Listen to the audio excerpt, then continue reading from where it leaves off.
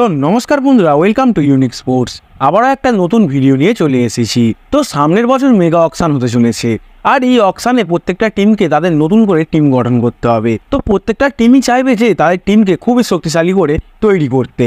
আর IPL শেষ হওয়ার আগেই রোহিত শর্মাকে নিয়ে একটা কন্ট্রোভার্সির সৃষ্টি হয়েছে।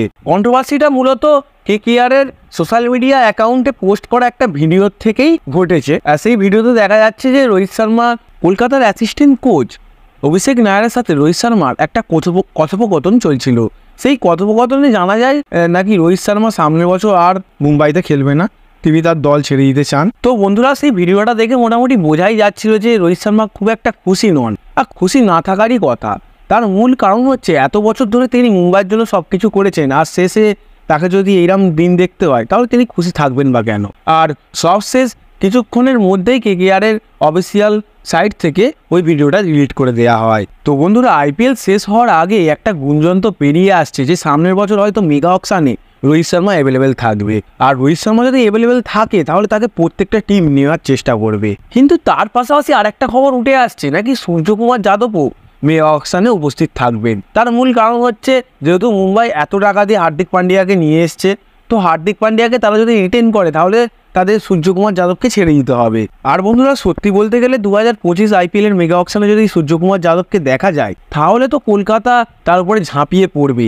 আর গৌতম গম্ভীর একটা মাস্টার প্ল্যানের মাধ্যমে সূর্যকুমারকে টিমে নেওয়ারও চেষ্টা করবেন। এর মূল কারণ বন্ধুরা, গৌতম গম্ভীর তারা একটা ইন্টারভিউতে জানান যে কেকেআর এর সবচেয়ে ভুল সিদ্ধান্ত ছিল যে কেকেআর থেকে সূর্যকুমার যাদবকে ছেড়ে দেওয়া।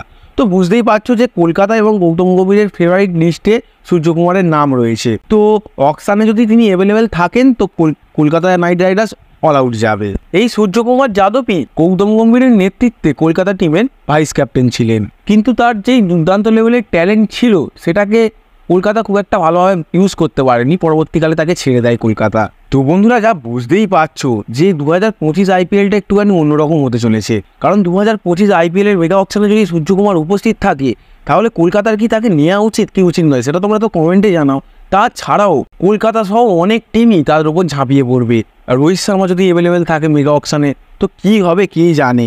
2025 আইপিএলের মেগা অকশনটা খুবই একটা হিস্টোরিক অকশন হতে চলেছে, কারণ সেই অকশনে অনেক বড় বড় প্লেয়াররা অ্যাভেলেবেল থাকবে। আর বন্ধুরা, তোমার কি মনে হয় গম্ভীরের নেতৃত্বে 2025 আইপিএলের মেগা অকশন থেকে কলকাতা আবারও বেস্ট প্লেয়ার তুলে তাদের প্লেইং ইলেভেনটা আরও শক্তিশালী করতে পারবে কিনা সেটা তোমরা কমেন্টে জানাও। তো ভিডিওটা এতটুকুই, ভালো লাগলে লাইক করা, চ্যানেল নতুন হলে সাবস্ক্রাইব করে দাও।